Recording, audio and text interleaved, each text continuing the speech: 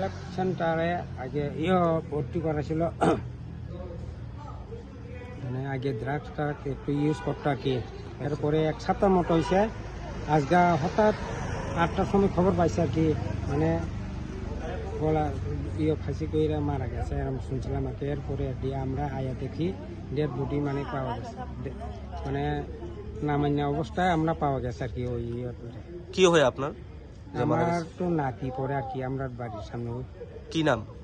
Night ছক দেবমা, বাড়ি কোন জায়গাতে? মান্ডা স্টেডিয়ামের সামনে। আচ্ছা, রিহ্যাব সেন্টারটা কোন জায়গাতে? জম্পুই আর টাকার জলার মাঝে। কতদিন হইব এখানে যে দেওয়া হয়েছিল?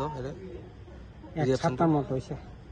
মানে কি কারণে? বাড়ি থেকে কোনো ঝামেলা আসলো? কি কারণে বাড়িতে মারা গেছে? কিছু ঝামেলা নাই, মানে আগে নেশা টেশা করতে আর কি। হ্যাঁ, নেশা টেশা করতে মানে হে নিজেই করছে, আমি নেশা টেশা করছে, মানে আমি ভালো নেই লাগে, আমি করতে মানে সেন্টারে গেছে। তো এখন আপনারা কই নিয়ে এসেছেন? এখন আমরা বিশালগড় হসপিটালে আনছি। কত বছরের বয়স? 19 বছর। কয়টার সময় খবর পেয়েছেন আমরা? আমরা 8টার সময় খবর পাইছি। ঘটনা জম্পুজলা থানার আন্ডারে জেমস ফাউন্ডেশন নামে একটা রিহ্যাব সেন্টার, এখানের মধ্যে নাইথক বর্মা নামে একটা ছেলে সুইসাইড করছে আর কি, হ্যাঙ্গিং। কোন জায়গাতে বাড়ি? বাড়ি মান্দায়। কবে আনা হয়েছিল? যতটুকু শোনা গেছে 5-6 দিন আগে চিকিৎসালয়ে আসছে। কি কারণে মারা গেছে এরকম কিছু পাইছে? এটা এখন তদন্ত চলছে, এই ব্যাপারে নিয়ে আমরা একটা মামলা নিয়েছি, মামলা নিয়ে এটা তদন্ত চলছে। যে রিহ্যাব সেন্টারে মারা গেছে, রিহ্যাব সেন্টারের নাম কি?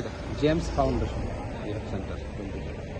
এখন বর্তমানে আমরা পোস্টমর্টমের লিগে বিশালগড় হাসপাতালে আনছি।